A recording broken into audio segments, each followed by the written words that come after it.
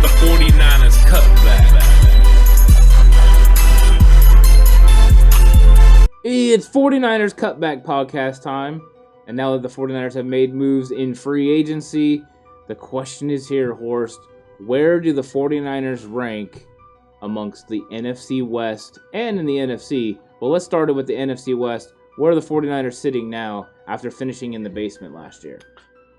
I know everyone's going to be shocked by this, but I think a healthy 49ers, with what they've done so far, is the most dangerous team in the NFC West. Homer! Definitely. There's no substance behind this, so don't listen to the rest of what I say. But, there's a couple reasons here. One is if you look at their last two games versus Seattle and Arizona, with C.J. Beathard missing still, I don't know how many starters. I know some guys were back. They beat Arizona, who was vying for a playoff spot, and barely lost to Seattle, who was vying for playoff positioning. That's down half their starters with a guy that's not even considered for the roster this year at quarterback. A guy that has to try out for the Jaguars to take interest in him, in C.J. Beathard. So you bring in a healthy Jimmy Garoppolo, or maybe they do pick up someone else, but at the moment, a healthy Jimmy Garoppolo, a healthy Raheem Mostert, a healthy Jeff Wilson, a healthy Debo, a healthy Ayuk, a healthy Kittle, healthy offensive line with Alex Mack added to it. It's a lot of healthies. They were able to move the ball without all that on both those teams. I think that leaves them as the most dangerous team. I know the Rams made a flashy pickup. They picked up lost Jared Goff and picked up Matthew Stafford. Matthew Stafford doesn't scare me like that. He's a good player, but he doesn't scare me like that. Russell Wilson's always going to be terrifying, and Russell Wilson can always flip a game by making a play. But to be honest, the Niners' defense has given him fits the last couple of years. They've gotten to him a lot. The guy's taking a lot of hits. I don't know that he might not be slowing down. But outside of Russell Wilson, what have they done? They went back to Chris Carson. They haven't added anything to their receiving core. They lost Greg Olsen. They exchanged Gabe Jackson for Micah Potty. That might be a slight push, in Jackson might be a little bit better, but it's nothing. I think he's a better pass blocker. Yeah. I don't think it's game changing. Do you? No. Defensively, they lost Dunlap. Yep. They're probably going to lose KJ Wright. Maybe. And if not, he is slowing down. I'm not going to say Wagner's slowing down again because he almost decapitated Jimmy Garoppolo last year. Made that mistake. So there's them. I think they're sitting about the same. Arizona, yes, they've made flashy moves, but what have they done? They've added 74-year-old AJ Green. 74. They added J.J. Watt, great player.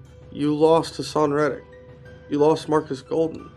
No, Golden came back. Oh, did Golden end up coming back? He Excuse me. They did lose Patrick Peterson. They did. They lost Patrick Peterson.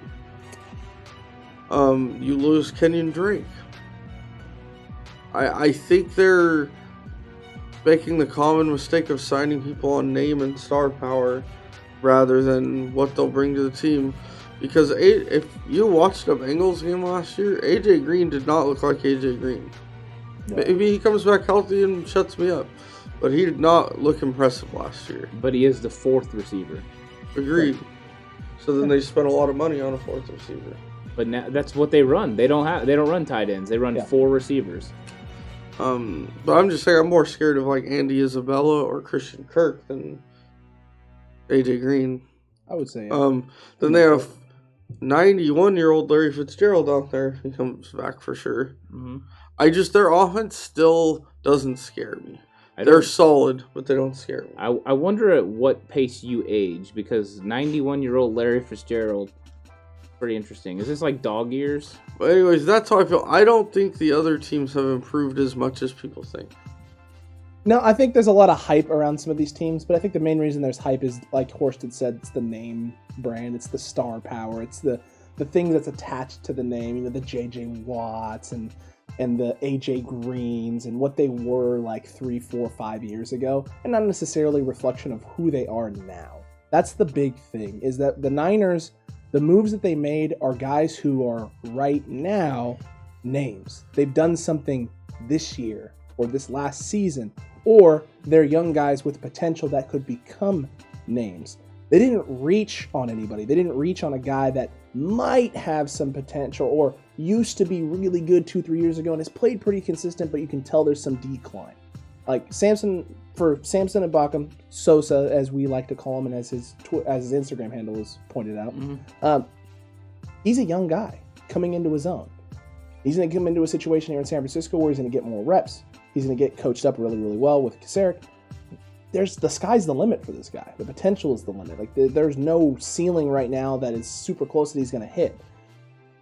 Guys, Jason Verrett, you've seen what he can be. His thing is just health. Can he stay healthy? And he stayed healthy last season and he looked great. There's so much room for potential with the guys that they've signed and where they've moved that, for me, they are the odds-on favorite. They are the number one team in the NFC West. It's not close for me, because I don't think any of these teams have made the right moves to address the issues that needed to be addressed for their team. The Niners have made moves to address problems. O-line addressed it with Williams and Mack. Secondary, got Verrett, signed up Mosley. Edge, depth at edge, not overpaying Kerry Hyder, a guy who's older and has some speed concerns. You go with the youngster who ran a 4.45 just a few years ago and is a young man in his early to mid-20s, has still got plenty of room to grow. All the things that they need to hit, they're checking off those boxes, shoring up the holes, making sure that they can go be aggressive and be a team to contend with for the next 10 years, whereas some of these teams I feel like are making moves to contend in the next 1 or 2. 49ers had the best roster going into last season, and then injuries plagued them. And just getting those guys back is enough to have the best roster again. As far as what the Rams did, bringing Matthew Stafford, they needed to do something. Jared Goff was not winning games for them, which we knew that was going to happen. But the 49ers' main goal was to stick together, try to get all their guys back, because they felt that they had the best roster, and if they brought all their guys back, they could still have the best roster. What they've done is strategically pick guys that fit their system, that aren't too costly. That was one thing with Sosa, is they went ahead and got him on a good deal that works for them, and he's going to develop probably into a great pass rusher under Chris Kasarik. They've continuously made great moves. The secondary moves with Verrett and Mosley were fantastic. They still have the safeties locked up, so I think they are still the favorites in the West, because just how they play, it's a good unit. We have questions, can D'Amico Ryans keep the defense playing at the level that Robert Saleh did? Is he going to be as innovative in the coverage game and with the blitzes? I think he will, and I think that Verrett and Mosley signal that they're going to do things other than just run the cover 3. So I think the 49ers are definitely right there in the mix to be the best in the NFC West, and I think that Jimmy Garoppolo has proven that he can lead the 49ers to being the best in the West. The question is, because this is the real goal, is not just to win the West. The West isn't enough, as they've said before. It's true. Are the 49ers one of the best in the NFC, or the best team in the NFC now, currently, before the draft, Horst? Okay, I'm not going to sit here and crown them for that. I think the first team you have to look at is Tampa, the returning champs. No. Why would we do that? No, they're not a threat. Tampa's brought back a lot of their team. Brought back the second best tight end ever to George Kittle. The Gronk? Yeah, they brought back Gronk. They have Godwin back. I'm curious to see what happens with AB. I definitely think, this is the way I'm going to put it, the Niners are in that top, when healthy, are in that mix. They're as good as anybody. I'm not going to say they're better than those couple teams until we see the draft shake out and all that. Mm. But I would say it goes, without putting one in front of each other, Tampa, the Niners, and Green Bay. Now, I don't think I'm probably being too nice including Green Bay in that, because the last time we saw a healthy Niners play a healthy Green Bay, it was an absolute steamrolling. But Twice in one season. yeah, and I just remember watching when Green Bay advanced to the championship game this year. I think I texted you guys. You guys remember the Niners just hammered this exact same team last year in the championship game. And Green Bay hasn't done anything still to address their issues. They went and paid Aaron Jones. They Right. still only have one guy for Rodgers to throw the ball to. Their offensive line still isn't quite good enough. They have Bakhtiari, but the rest of it. And their defense still isn't quite good enough. But they decided to go give all their money to a tailback. I guess you're not a fan of Devin Funchess. Oh, my bad, bro. My bad. He opted back in, Horse. Good old Devin Or, Funchess. you know, Marquez Valdez, Scantlin. comma, Nickel, I don't know what his name is. All right, well, That guy. he doesn't pay attention too much to Marquez Valdez standing. Yeah. That's scandling. That's okay. Whatever his name is, because he hasn't done that much. But yeah, I would say that's a good list. That's a solid list right there. I think those are the three teams that are on everybody's mind. I think a team to watch out for, and I think a lot of this will change once the draft sort of happens and we see what teams do.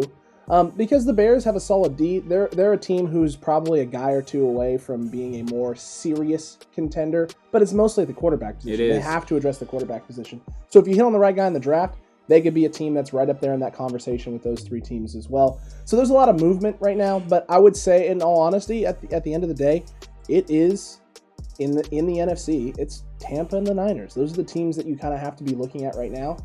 They're the teams who have the most going for them. They're the two teams who were just in a Super Bowl and either won one or almost won one in our case in the last couple of years. And their rosters are intact. They have the most depth in terms of talent. I think the big thing is just going to be health, obviously, and then what these teams do in the draft. Because if you have teams adding depth to positions that they need to, like the Rams go out and they get some more O-line help, they look at some stuff with the defense and try and shore up some things there. They're a team who could be dangerous here in the next few years, especially if you get some help from Matt Stafford and keep him healthy. And, you know, maybe add a couple different guys at the receiver position because they're tight on cap space. They're going to have to start addressing the receiver position at some point with youthful talent because they're not going to be able to keep paying all of those guys. Yeah, they pretty much restructured everyone down there. And I think that's kind of the thing that's been going around. I do think you're right, Horse. It's Tampa Bay, it's Green Bay, it's the Bays that are going to be, you know, the ones that we have to defeat. But I think we have the blueprint to do it because if you can pressure Tom Brady, especially get a push up the middle, you've got Kinlaw, you've got DJ Jones, and then on the, you know, you need a great left tackle to be able to help stop Shaq Barrett. They have that. Right now, Tampa Bay hasn't brought back Ndamukong Suh. If they don't, that will be a big loss for them. They still have JPP. So just the matchups for the 49ers aren't always great, but if you have that left tackle that can block one of those guys, it's 100% in your favor. The defensive line will give Tom Brady major issues. Get him off his spot where he can't make throws, and then he's going to try to go down the field to those receivers. The 49ers can match up with those guys. So it's really a really good fit for the 49ers. I think the 49ers are one of those top three teams. I'm waiting to see what happens in the draft, whether I think they're the number one team. I think they have the potential to be the number one team. But until we beat Tom Brady, we're not the man. You know, to be the man, you got to beat the man. He's the man. And would I love to see a Jimmy Garoppolo-led 49ers team in the NFC Championship against Tom Brady? Let it be at Levi Stadium too, so that way Tom Brady comes to the Bay Area to play where he, you know, grew up, and we get that Garoppolo versus Tom Brady matchup that I think everyone wants. NFL, you work your magic, make it happen. And Brady's last game can be at Levi's. Jimmy When Garoppolo Jimmy could beats retire.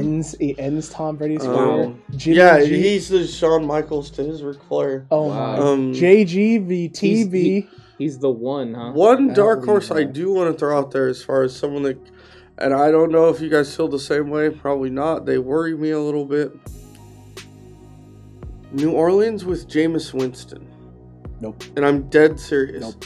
Because Drew Brees could not push the ball downfield anymore. Okay. And Jameis under Sean Payton, if he gets him under control, has as live of arm as anyone in the league. And if you get them successfully pushing the ball downfield, added to their offense, they're going to be a problem. But they have to address the receiver position to be able to get the ball downfield. True. No Jared Cook. True. No Emmanuel Sanders. No Emmanuel Sanders. So they don't really have a deep threat right now. Yep. I mean, Michael Thomas may make that argument. Can't guard Mike. On a slant. On a slant, yeah. But a lot of how much The of king that? of the 3-yard catch. How much of that was Breeze not being able to push the ball downfield, and how much of that was just Michael Thomas declining? I think it's just what he's asked to do. Maybe. But I don't think he is a real threat down the field. He don't scare me as far as going down the field.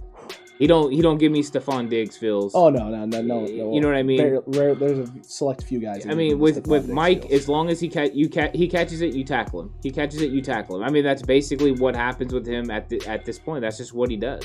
Yeah. So we'll have to see what happens. I do think that is an interesting possibility there, Horse. I think that Jameis Winston scenario there is the right situation. You like Jameis? If he can shut down the turnover factory, and can just produce TDs, nice tutties.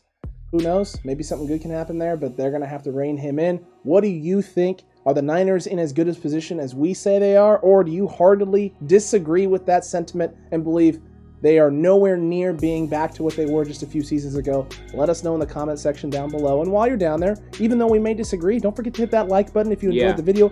Hit that subscribe button if you haven't already, and that notification bell. That way you're here so we can have more of these great conversations. Yeah, join the conversation and tell us what you think about where the 49ers sit, where are the glaring needs that they absolutely have to fill to be the number one team in the NFC, because I think whoever comes out of the NFC is going to have a real chance to win the Super Bowl. Hopefully it's the 49ers this year, Horst.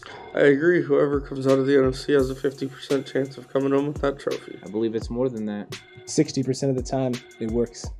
Every time. Till next time, stay safe. Remember the right way. Is always the 49ers way.